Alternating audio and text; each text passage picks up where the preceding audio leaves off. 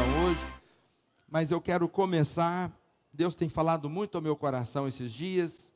Eu quero começar uma série de palavras esse mês de julho sobre as armas dos filhos de Deus. Qual é a arma que você usa para guerrear? Pergunta para o seu vizinho, qual é a arma que você usa para guerrear? Efésios capítulo 6, verso de número 10. Você não vai deixar ninguém conversar com você. Se uma criança andar, você vai chamar o pai dela. E você tem filho, você vai segurar seu filho com você. Vai ser um teste para ver se realmente você é um bom pai, né? Consegue administrar bem o seu filho, aleluia. E eu vou pedir bastante silêncio para a palavra de Deus. Acompanha comigo, Efésios capítulo 6, verso de número 10. Quanto ao mais, sede fortalecidos no Senhor e na força do seu poder. Revesti-vos de toda a armadura de Deus. Para quê? Para poderdes ficar firmes contra as ciladas do diabo.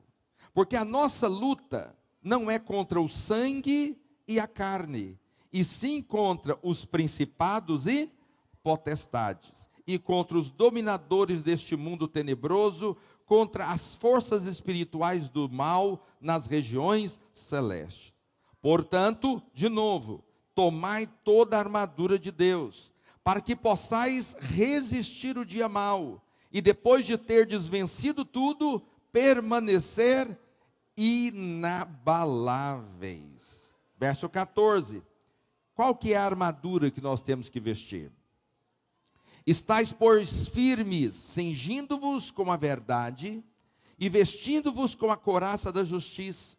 Calçai os pés com a preparação do evangelho da paz, embraçando sempre o escudo da fé, com o qual poderei apagar todos os dardos inflamados do maligno. Tomai também o capacete da salvação e a espada do Espírito, que é a palavra de Deus. E com toda oração e súplica, orando em todo tempo no Espírito, e para isso vigiando com toda perseverança e súplica por todos os santos. Esse texto é muito claro.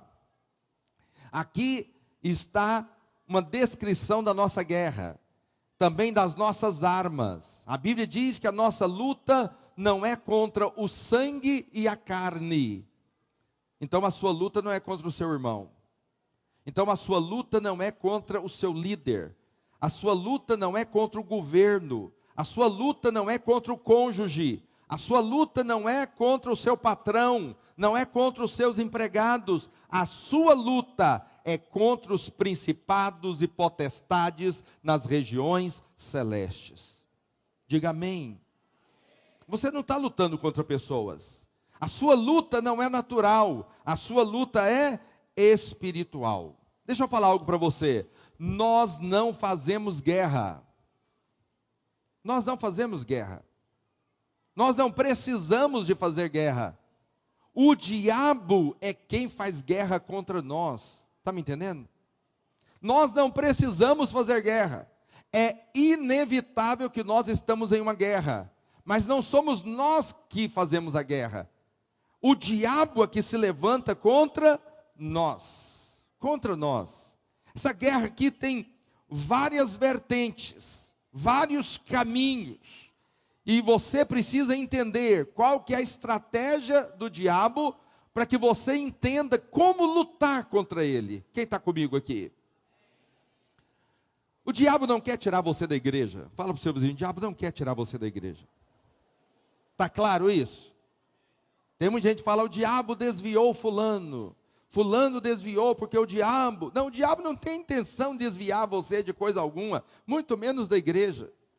Mas o diabo tem a estratégia de colocar você sem efetividade. Estratégia do diabo não é tirar você da igreja, é tornar você aqui dentro inoperante. Está me entendendo ou não? O que ele precisa não é tirar você desviar da fé, é que você venha todo domingo, mas não consiga fazer nada. Essa é a estratégia do diabo. E eu vou te dizer algo, funciona. Funciona a estratégia dele. Porque se você olhar, eu não digo no meio da nossa igreja, a nossa igreja é acima do normal, Mas na maioria das igrejas, e na nossa também, você vai encontrar um monte de gente parado. Um monte de gente estagnado, na frieza. Porque perdeu totalmente o envolvimento com as coisas de Deus. Essa é a estratégia. A estratégia não é tirar você daqui. A estratégia é podar você aqui. Para que você seja uma pessoa totalmente infrutífera. Fala para o seu vizinho, essa é a estratégia do diabo. Tornar você infrutífero. Mas aonde essa guerra acontece? Pastor, nós temos... Sabe, a pior coisa que tem, nós estamos chegando no tempo de eleição. Preste atenção no que eu vou te falar. E a grande ideia de crente tem umas ideias mirabolantes. Ideia de crente é o seguinte, temos que pôr um crente no governo. Eu vou te falar, eu não quero crente no governo. Crente não tem maturidade de governar. Crente lá, ele quer fechar o centro de macumba. Uma vez eu vi um pastor falando, se nós entrarmos no governo, nós vamos fechar todos os centros de macumba. Eu falei, não fecha não. Deixa tudo funcionando. Deixa o centro de macumba funcionar. Deixa o centro espírita funcionar. Deixa a igreja católica quieta. Por quê? E se amanhã entrar um presidente macumbeiro? Aí ele vai falar, vou fechar todas as igrejas evangélicas. É isso que nós queremos? Não, que imaturidade é essa? Preste atenção, não é isso que nós queremos. A guerra não é no governo, a guerra não é física, a guerra é na mente. A maior batalha espiritual não é a nível de política, a maior batalha espiritual não é quando o demônio se manifesta, a maior batalha espiritual está na nossa mente. Eu disse para você que a estratégia do diabo não é tirar você da igreja, é parar você dentro dela. Preste atenção no que eu vou te dizer. Todos aqueles que servem a Deus, todos aqueles que não servem, todos aqueles que lideram, todos aqueles que não lideram, todos aqueles que vêm ao culto frequentemente, todos aqueles que não vêm, todos aqueles que têm comunhão com os irmãos, aqueles que não têm, aqueles que contribuem, aqueles que não contribuem, tudo é em função de um conceito na mente. Os irmãos estão me entendendo? Tudo, atrás de tudo tem um conceito, porque a guerra espiritual acontece na nossa mente. Eu estava vendo uma entrevista, e o pessoal estudando por que o gay é gay. As ideias são mirabolantes, irmão. Você não tem ideia. Como que o povo... Bom, por que o gay é gay? Todo homossexual, eu sei que eu corro o risco de ser processado, para nós tudo é pecado. Para nós é pecado, não tem nada de homoafetividade, não é não sei o quê. O nome que você quiser dar para nós, só tem um nome para nós, pecado. Tem que ter libertação, converter e nascer de novo. Tá bom. Todo homossexual, preste atenção no que eu vou te falar. Todo homossexual, se você for conversar com ele, ele vai te explicar por que ele é homossexual. E ele vai começar a falar os fundamentos que estão na mente dele. Quais que são os fundamentos? Desde que eu era pequeno, eu era diferente. Eu sempre fui... Meus irmãos brincavam com carrinho, mas eu queria uma boneca. A minha mãe me vestiu uma vez, né, brincando, me vestiu de vestido, e eu gostei, e não sei o quê. E ele vai falar tudo, porque tem uma vida toda que o conceito foi sendo estabelecido. Os irmãos estão me entendendo? Estabelecido. As coisas vão sendo estabelecidas. Por que você acha que um crente rouba? Eu acompanhei uma irmã, que ela trabalhava num lugar, no caixa, E aí um dia ela chegou, pastor, eu queria confessar, eu fiz algo, não quero fazer mais e tal, e não sei o quê. E confessou o pecado dela que ela tinha roubado. Aí, passou um tempo, ela voltou, pastor, você quer saber? Eu vou continuar roubando mesmo. E eu falei, por quê? E ela foi explicar. Presta atenção, atrás de toda prática tem o quê? Um conceito. Ela falou, pastor, ele me explora. Eu trabalho fora do horário, ele não me paga hora extra. Então eu tenho que receber de uma maneira ou de outra. Ou seja, ela estava justificando a atitude dela, o pecado dela, o erro dela, em função de um conceito que ela colocou na sua mente. Colocou na sua mente. Preste atenção, tudo que nós fazemos ou deixamos de fazer é em função de um conceito que foi estabelecido. Esses conceitos foram estabelecidos porque na nossa mente é o maior campo de batalha espiritual. E se nós entendermos, compreendermos aonde essa batalha se trava, nós vamos compreender cada uma das partes desta armadura que nós temos que vestir. Todo crente tem que estar vestido com cinturão, com a couraça, com capacete, com escudo, com sapato, e também no final lá com as orações. Todos nós temos que, com a espada, falei espada? Devo ter falado. Nós temos que estar vestido, mas como que eu vou guerrear? O que significa cada uma dessas armas? Para eu usar cada uma dessas armas, eu preciso entender aonde a batalha se trava. E aí eu quero voltar lá um pouquinho no cursão. No cursão.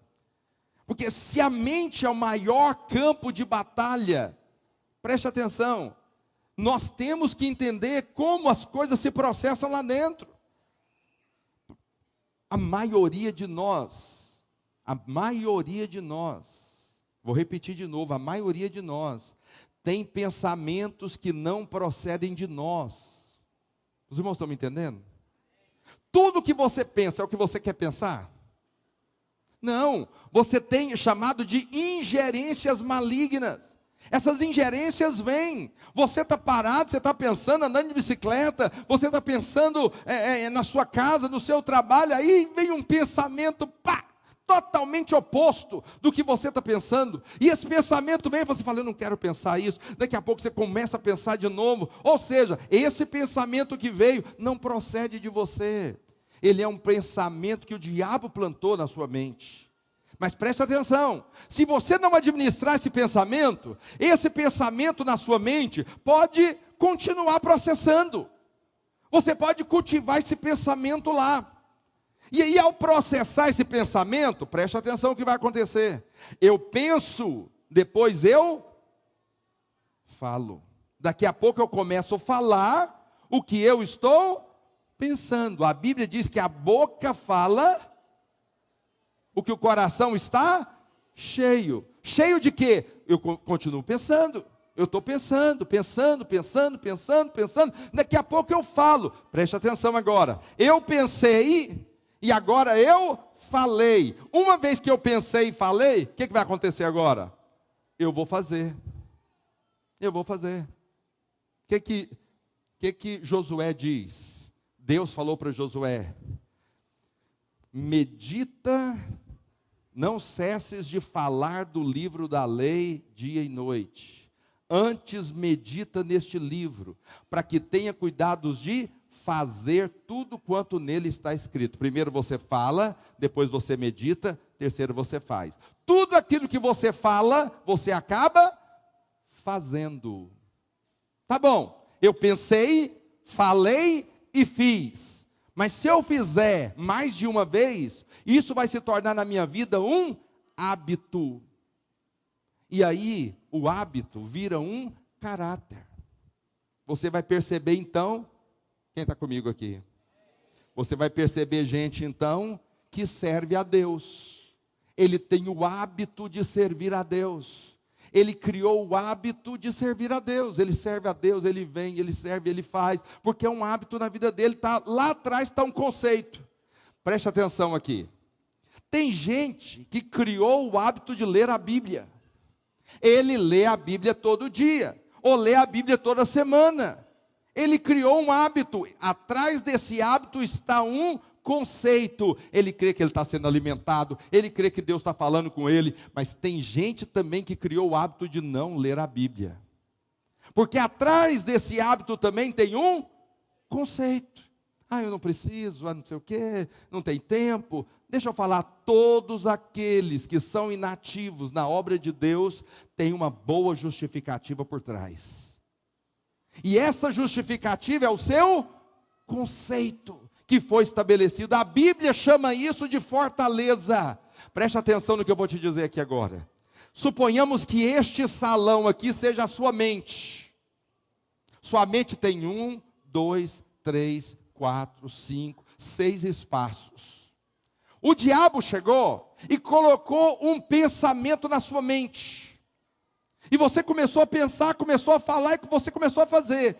Então o diabo tomou uma ala dessa na sua mente. 5 são suas, você domina. Mas uma ala dessa é o diabo quem domina na sua mente. Volta e meia você faz a mesma coisa. Por quê? Porque tem aquele conceito. Você fala, você quer saber, eu vou servir a Deus. Eu vou ser bem honesto com você. Todos nós fazemos ou deixamos de fazer baseado em um conceito. Então, por que muita gente não serve a Deus? Quando eu digo servir a Deus, liderar uma célula, ele está em todas as reuniões, participar de tudo, se envolver, ajudar, participar. Ele participa do arraiá. Já viu que tem gente, ele participa do arraiá, ele lidera, ele discipula, ele participa do louvor, ele faz tudo. E tem irmãos que não fazem nada. Tudo é baseado em um conceito. Se você vai conversar com aquele que faz de tudo, ele tem algo a explicar. Ele fala, pastor, Deus me salvou, Deus me amou, eu devo tudo, eu não tinha nada, hoje eu tenho um comércio, eu tenho isso, eu nunca deixei de discipular. Isso eu estou falando de irmãos que eu já conversei aqui. O irmão chegou para mim e falou, pastor, há tantos anos eu sou discipulador e líder. Sabe, hoje eu sou empresário e eu não deixei de liderar, não deixei de discipular, não deixo de fazer nada para Deus, porque para mim Deus é prioridade. É um conceito. Aí você vai conversar com o outro fala, pastor, não tem tempo. Pastor, não tem tempo, eu não consigo, não posso, não sei o quê, a minha contribuição é outra, meu jeito de fazer é outro, não, pastor, não conta comigo. Ele não fala, mas às vezes a atitude dele está dizendo, este aqui tem um conceito por trás, este aqui tem um conceito por trás. Quem está me entendendo? Todos têm conceitos estabelecidos. Preste atenção no que eu vou te dizer agora. O diabo só tomou um campo, mas o diabo pode tomar mais um, pode tomar mais outro. Ele pode tomar toda a sua mente. Tem gente que ele não consegue avançar em nada. Você conhece gente inconstante em tudo? Conhece? Nunca conseguiu terminar um livro. Ai, ai, ai. Conhece gente assim? Consegue? Conhece? Gente que nunca terminou nada. Gente que nunca pode contar. Se ele falar, eu vou, talvez ele apareça. Conhece gente assim? Você fala, pastor, talvez eu vou. Esquece. Esquece. Se ele falar, pastor, conta comigo. Talvez ele chegue lá. Aí você fala, pastor, o que isso tem a ver? Isso tem a ver, meu querido, que você tem práticas baseadas no seu conceito. Aí você fala, pastor, o que isso tem a ver com guerra espiritual? Tudo, tudo. Porque se você não reconquistar esses territórios de novo, você não vai conseguir avançar em nada. Eu conheço casais que não têm bons relacionamentos. Por quê? Porque tem conceitos por trás. Conceitos que foram estabelecidos. E aí ele tem práticas. Eu conheço irmãs. Não está aqui não, pode ficar em paz. É uma carência do marido tão grande. O marido tem que provar o tempo inteiro que a ama. Entende? Pastor, ele nunca me dá rosas. Pastor, nunca me deu chocolate. Falei, irmã, mas ele prova o seu amor dando rosa e chocolate. Ai, pastor, para mim quem ama sempre dá rosas. É um conceito. Aí você fala, pastor, o que isso tem? Pois eu já vi casais separarem por causa de uma rosa. Uma rosa. Aí você fala, o que uma rosa tem a ver? Foi um conceito estabelecido, isso vai dar uma prática. Brigas e brigas e brigas e brigas. Eu sei que a gente fala, você acha que é brincadeira, não é não. Tem casais que já separaram por causa de creme dental. Creme dental. A irmã falou, pastor, ele faz de pirraça. Ele aperta o meio. Eu já falei para ele, aperta do final para o início. Pastor, mas ele faz, pastor, ele quer acabar comigo, isso me tira do sério. Pastor, ele não me ama. No final das contas, tudo tinha a ver com creme dental. Um creme dental.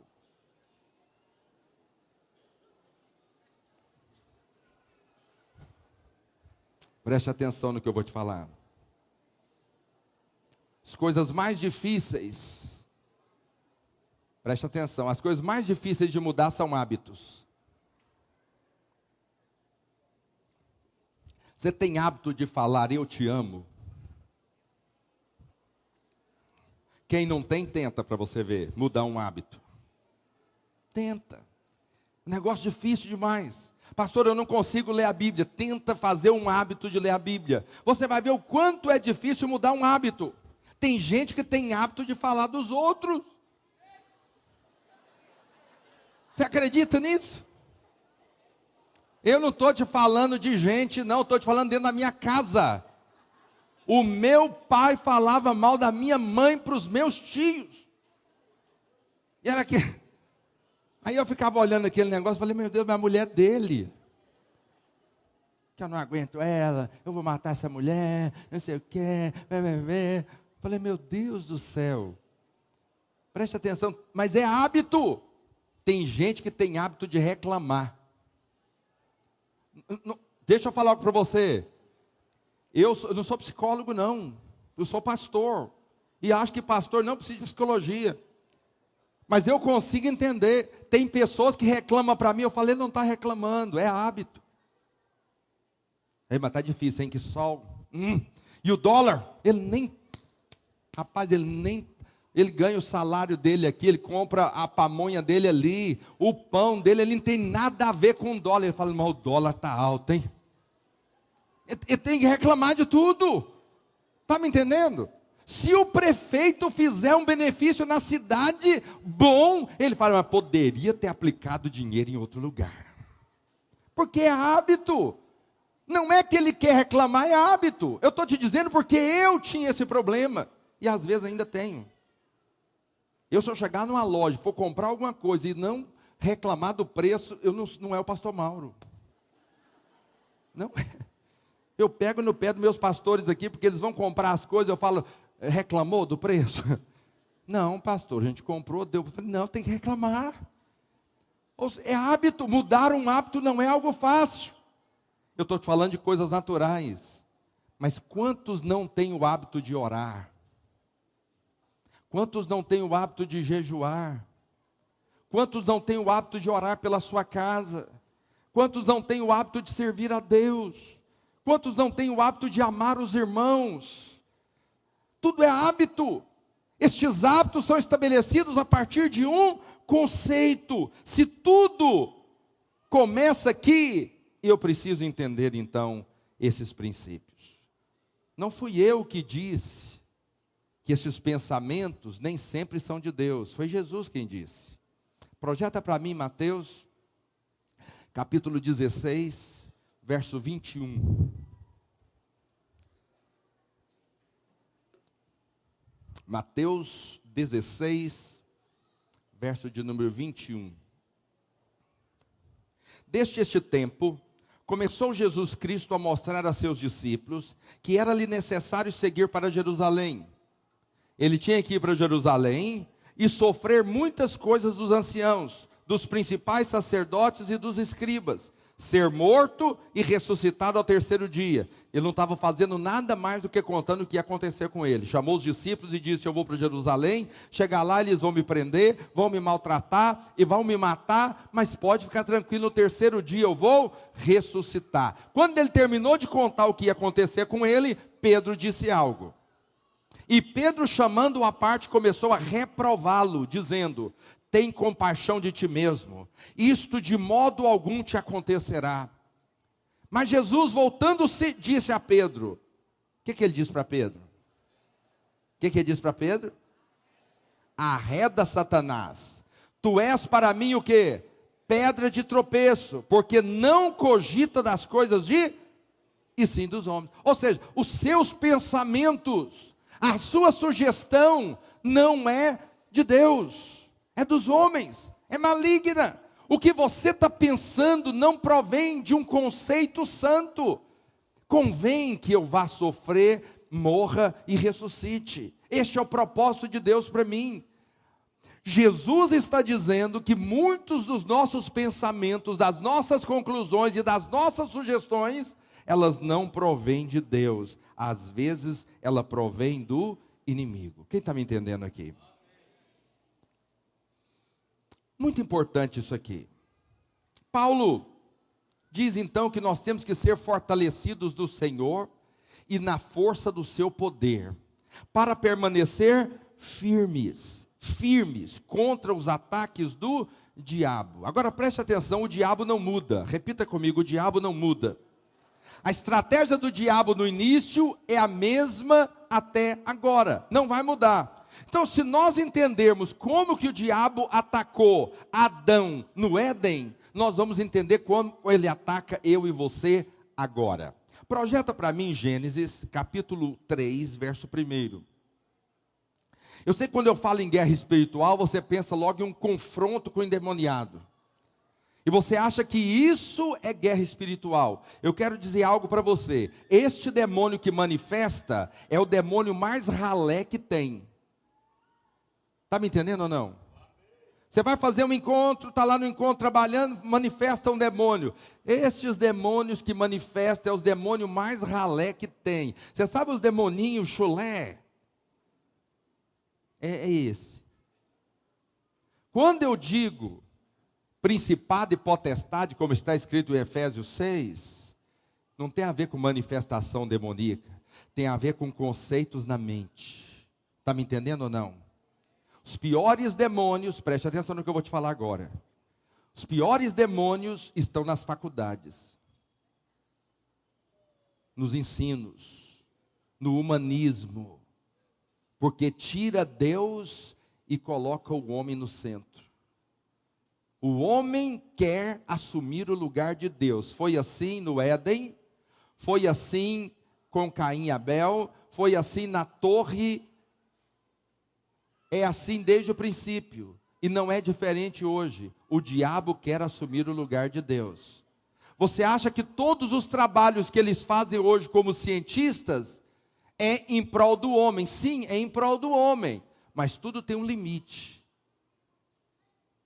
Tudo tem um limite. O homem pode ir até um determinado lugar. Então, aborto. O aborto é o homem definindo quem vive e quem morre. De quem é esse direito? A Bíblia diz que Deus dá vida e Deus tira. Quem define quem vive e quem morre? É o homem. O homem não tem esse direito. Eu sei que ele se coloca no lugar de ter, mas não tem. Mas Gênesis capítulo 3, verso 1, acompanha comigo. Mas a serpente, mais sagaz que todos os animais selváticos que o Senhor tinha feito, disse à mulher: é assim que Deus disse?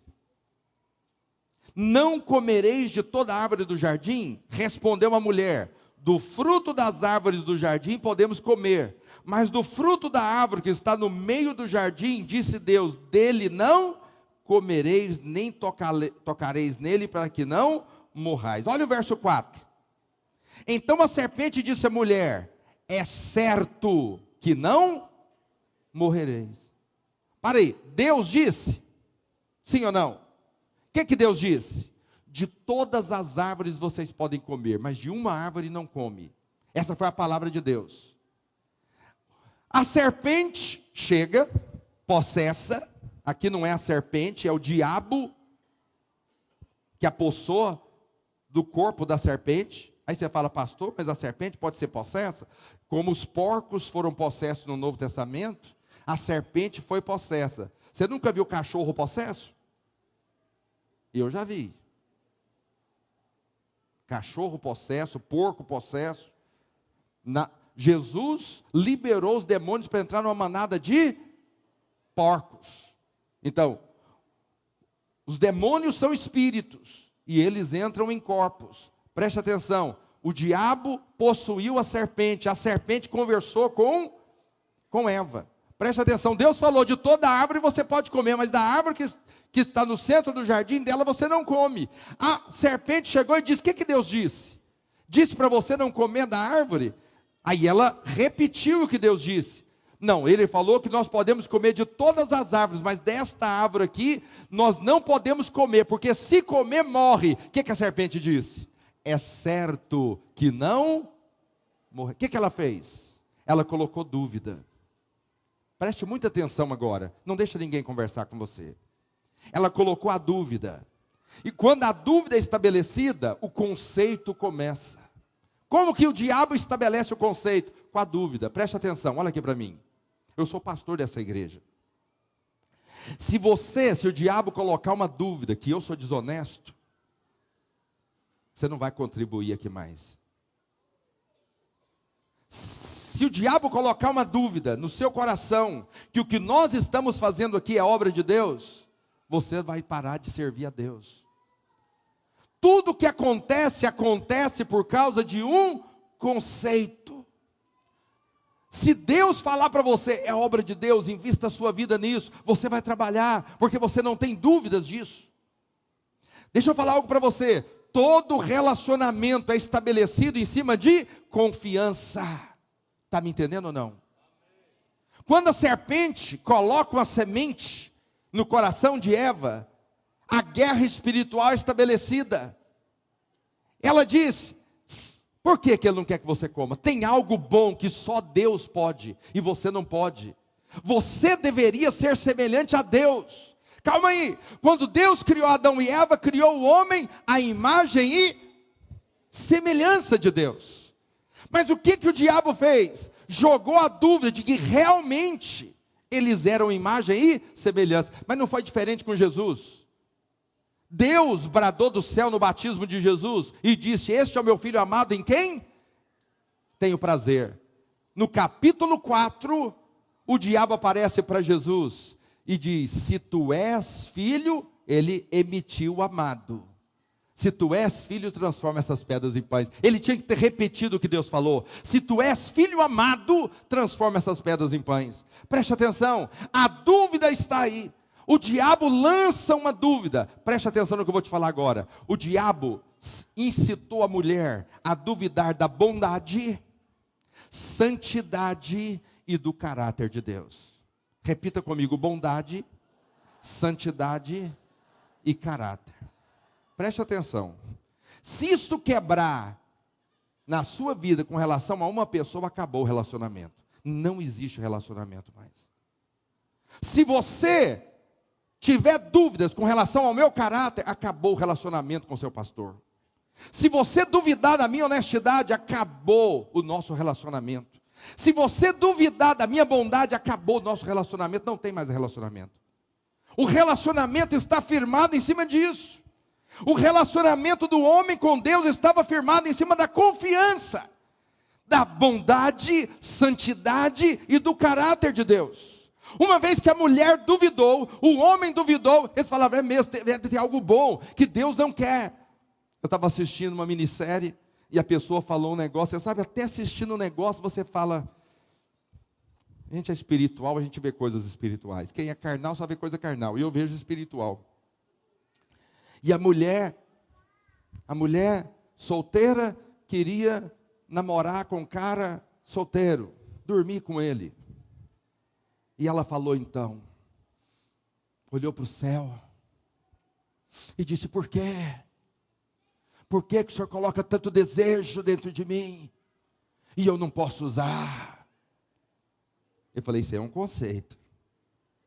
Por que Deus cria coisa boa que não pode ser usada? O que ela está dizendo? Deus é mau. É isso que ela está dizendo, Deus é mau. Já viu gente na beira do caixão dizendo: por quê? Por quê? Por que o Senhor a levou? Há 3 meses ele arruma outra. Tudo falsidade. Mas ele prega para todo mundo na beira do caixão. Por que o Senhor a levou? A mulher da minha vida, o homem da minha vida. Porque tudo é culpa de Deus. O mundo culpa a Deus. As pessoas naturais culpam a Deus. Por quê? Porque esta é a estratégia do diabo, colocar dúvida no seu coração a respeito de Deus. Eu quero dizer uma boa notícia para você: Deus é bom e tem coisas boas, pensamentos bons a seu respeito. Mas aí ele estabelece a dúvida no coração. O diabo gerou aqui uma desconfiança. Desconfiança. Oh, irmãos, primeira reunião da vinha, nós fizemos na chácara do dono do Arroz Cristal, ele cedeu para a gente fazer, e nós éramos poucos pastores na época em Goiânia, e fomos fazer a primeira reunião, e aí, eu era um dos mais novos, e tinha um pastor, que ele é médico, é pastor lá do Garavelo, pastor Marcos Mota, não posso nem falar o nome dele, depois ele vai assistir isso aqui. E aí, nós chegamos na casa e tinha uma cama de casal e várias camas de solteiro. Então eu chamei os irmãos ali e tal, o pastor Naor e outros, falei: vamos deixar a cama ao pastor Marcos, ele é mais velho, cama de casal, e nós dormimos nas outras camas. Quando ele chegou, nós falamos para ele: pastor, a cama de casal é sua. Ele falou: o que tem nessa cama aí? Eu não vou deitar nessa cama. Olhou debaixo da cama. Eu falei: não, nós deixamos a cama. Ele deixou a cama para mim. Que é isso? Tem algum rolo nisso aqui? Não, nós queremos te amar, você é mais velho, deixamos a cama para você. Ele falou: de jeito nenhum, eu vou dormir na de solteiro. Não quis a cama. Ele falou: vou deitar, essa cama vai quebrar comigo. Vocês não iam deixar. Desconfiança. Preste atenção, é uma brincadeira. Mas o relacionamento acaba quando tem desconfiança. Por que o relacionamento de Adão e Eva terminou e eles foram colocados para fora do Éden? Porque o diabo conseguiu plantar uma desconfiança no coração deles. Acabou o relacionamento. Eu tenho vários pastores aqui comigo. Já enviei vários. Nós abrimos a partir de Palmas 60 igrejas. 60 igrejas, não estão todas comigo. 60 igrejas influenciamos direto ou indiretamente a partir daqui. Muitos pastores que estavam aqui foram enviados: pastor Rafael, pastor Ed, pastor João Novaes, pastor Wallace, pastor Rubens, pastor Tiago Canguçu. Muitos foram enviados. Preste atenção, eles estão aqui, estavam aqui comigo. O dia que eu cheguei e falei: você vai para tal cidade, eles tinham 2 caminhos para relacionar comigo. Primeiro, a minha vida está na mão do pastor Mauro, ele sabe o que é melhor para mim. Segundo, ele quer acabar comigo. Ele quer me mandar para aquele lugar para detonar a minha vida. Ele quer me ver longe de mim. Está me entendendo ou não? 2 caminhos. Você tem 2 caminhos na sua casa com seu cônjuge. Você tem 2 caminhos para com Deus. Você tem 2 caminhos para com seu chefe. Tem 2 caminhos para com seu empregado. Tem 2 caminhos para trilhar. Você tem um caminho de confiar naquilo que Deus falou. E tem o caminho de confiar naquilo que o diabo disse. Um dia eu estava assistindo, não sei o que era. A pessoa estava em pé e tinha um anjinho de cá e um capetinha de cá. E aí o anjinho falava: faz isso. O capetinha falava: não, faz esse de cá. O anjinho falava e o capetinha falava. Deixa eu te falar, nós temos diante de nós dois caminhos. Há uma guerra espiritual dentro de nós, por quê? Porque o diabo não muda a sua estratégia, hoje é a mesma. Ele planta na sua mente uma dúvida sobre a bondade, a santidade e o caráter de Deus. E nós precisamos vestir a armadura. Para quê? Para vencer as ciladas do diabo contra nós. Quem está me entendendo aqui? Por isso Paulo diz, portanto, tomai toda a armadura de Deus, para que possais resistir o dia mau, e depois de terdes vencido tudo, permanecer inabaláveis. Projeta para mim 1 Coríntios 15, 58. 15, 58. Essa palavra inabaláveis, repita comigo, inabaláveis. Ela é usada na Bíblia para indicar alguém que serve a Deus.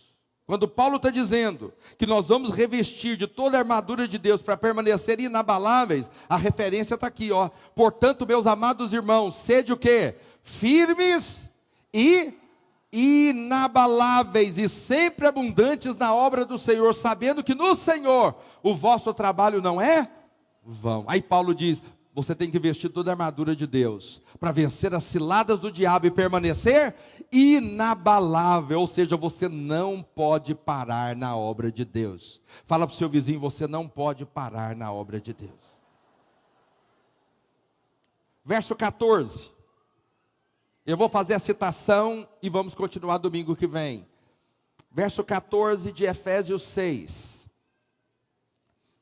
Efésios 6, 14, a primeira peça da armadura. Primeira peça da armadura. Estais, pois, firmes. Fala para o seu vizinho, firmes. Olha o que a Bíblia diz. Estais, pois, firmes, cingindo-vos. Essa palavra cingir vem de cinto. De cingir, de colocar um cinto. Cingindo-vos com o quê? Com a verdade. Fala para o seu vizinho, coloca o cinturão da verdade. Agora preste atenção aqui. Estar firme quer dizer permanecer na posição que Deus colocou você para estar. Ei, olha para cá. Muita gente vai dizer para você, e muitos pastores vão dizer para você que você é um conquistador. Você tem que conquistar, você tem que desbravar, entende? Esse cinturão é o cinturão da mentira. O cinturão da verdade é que você não precisa conquistar nada. Tudo já foi conquistado para você. O Senhor já conquistou, já colocou você no lugar. Preste atenção no que eu vou te dizer. Quando Deus criou Adão e Eva e colocou no jardim, qual foi a ordem? Qual foi a ordem? Vamos ver quem lembra. Não é crescer e multiplicar. Hã? Cultivar e guardar. O que é cultivar? Cultivar é plantar? Não. Não é. Cultivar aqui no máximo é podar algo que já está plantado. Entende? Depois que o homem peca, aí sim, o homem tinha que lavrar a terra. E do seu suor ele ia comer. Mas antes do pecado não. Ele não tinha que plantar para colher. Ele já tinha tudo plantado. Preste atenção, Deus falou para ele, você vai você vai cultivar e vai guardar. Preste atenção, você não tem que plantar nada. Você não tem que conquistar nada, porque tudo já foi pronto para você. Quando Deus criou o jardim, deu o jardim pronto para Adão e Eva. Na cruz, Jesus já deixou um jardim pronto para mim e para você. Quando ele disse, está consumado. Está consumado. Você não precisa, nós não começamos do início, nós começamos de onde ele parou, e ele parou na cruz. Então nós começamos a partir da cruz, ele já conquistou tudo na cruz, e agora eu ando pela conquista que ele fez na cruz, eu tenho que guardar o que eu tenho. Então estar firmes Não é conquistar território nenhum, é permanecer no lugar que eu estou. Preste atenção, todas as peças da armadura não é para ataque. O cinturão não é para ataque. O peitoral não é para ataque. O escudo não é para ataque. Os sapatos não é para ataque. Pastor, e a lança? A lança serve para ataque, mas serve para defesa também. Tudo na armadura é para estar firme no lugar que Deus te plantou. Qual que é o cinturão da mentira? O cinturão da mentira é que você é abençoado pelo que você faz. O cinturão da mentira é que você tem que conquistar a sua salvação. O cinturão da mentira é que você tem que conquistar a sua bênção. Qual que é o cinturão da verdade que estabelece a sua vida? Que coloca você ereto, porque é o cinturão e a couraça que faz de você ficar em pé, firme no lugar que você está. É a verdade do Evangelho, que Jesus já conquistou tudo na cruz, e nós agora estamos aqui para desfrutar de tudo aquilo que Ele conquistou. Está me entendendo? Muitos de nós queremos fazer guerra contra o diabo, e se fala sobre guerra, guerra, guerra, e nós temos que conquistar. Você não tem que conquistar nada, nós nem temos condição de conquistar nada. A Bíblia diz que nós temos aqui pedir, porque aquele que conquistou tem bênçãos para derramar sobre nós. Fala para o seu vizinho, você é abençoado com toda sorte de bênção. Toda sorte de bênção. Jesus já terminou toda a obra na cruz. Projeta para mim Efésios 2:6. Efésios capítulo 2, verso 6. E juntamente com Ele, nos ressuscitou e nos fez o quê? Assentar. Diga, eu estou assentado nos lugares celestiais em Cristo Jesus. Você está assentado, sim ou não? Você está sentado aonde? Aqui ou lá? Aqui ou lá? Pastor, como é que eu estou assentado lá se eu estou sentado na cadeira aqui? A rainha da Inglaterra não fica sentada na cadeira o tempo inteiro. Ela está entronizada sem estar na cadeira. Você está sentado lá, estando assentado aqui. A sua posição é essa, você está nos lugares celestiais. A sua posição é que você está assentado. Capítulo 4, verso 1. Efésios 4, verso 1.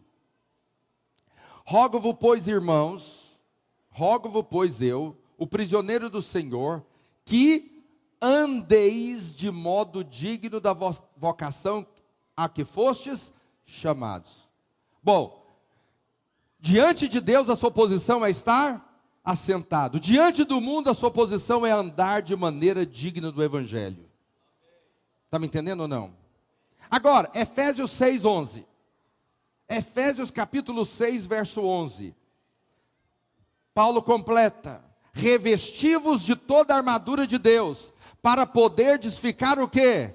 Firmes contra as ciladas do diabo. Diante de Deus eu estou assentado, diante do mundo eu caminho, e diante do diabo eu permaneço firme, inabalável, com a minha armadura. Quem está me entendendo, diga amém.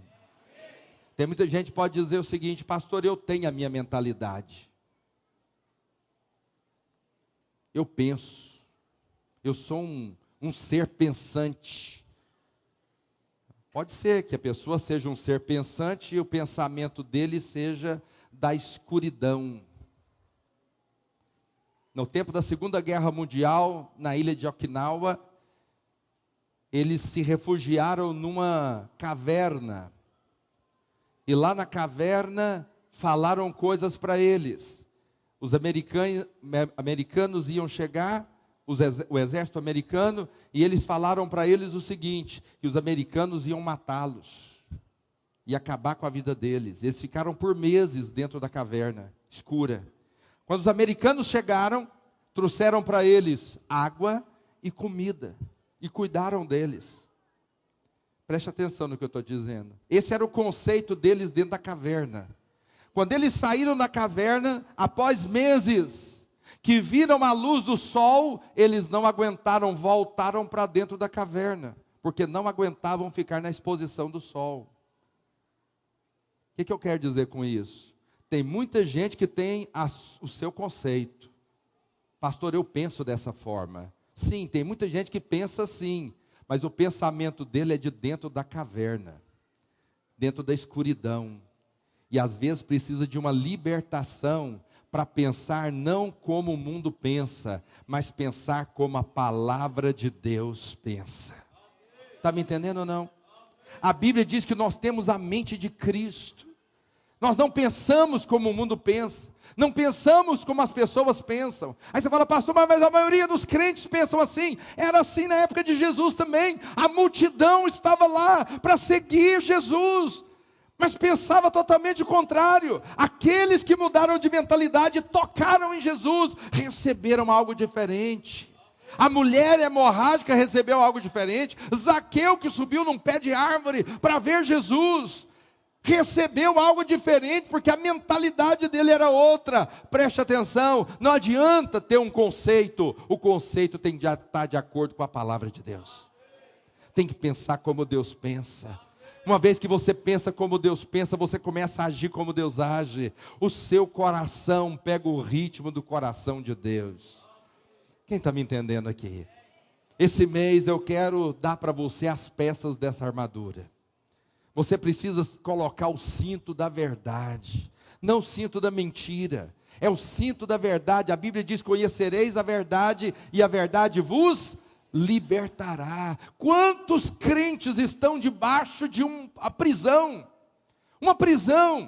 uma cadeia, achando que a enfermidade foi Deus que mandou, que o bom é ser pobre, que o bom é ser miserável. Quantos crentes estão assim? Acostumaram a viver mal, porque não sabem, não conhecem a bondade de Deus. A verdade do Evangelho é que você não precisa conquistar nada. A verdade do Evangelho é que Ele já pagou um alto preço. Ele derramou um preço na cruz para mim e para você. E hoje nós estamos aqui para relembrar disso. Nós somos abençoados porque no dia da cruz Ele trocou os braços e colocou a mão direita sobre nós, e tudo aquilo que era para estar sobre Jesus, Ele colocou sobre as nossas vidas, e hoje nós somos abençoados com toda sorte de bênção nas regiões celestiais. Diga aleluia onde você está.